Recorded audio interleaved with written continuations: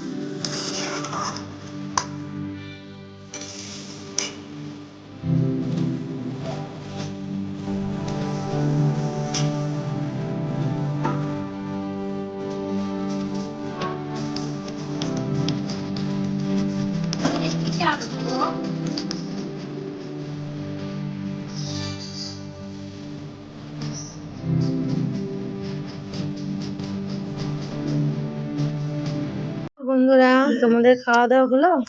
এই দেখো আমি গুছিয়ে নিয়েছি আমার খাবারে। দেখো মুরগির ঠ্যাং আছে, কে কে খাবে বলো।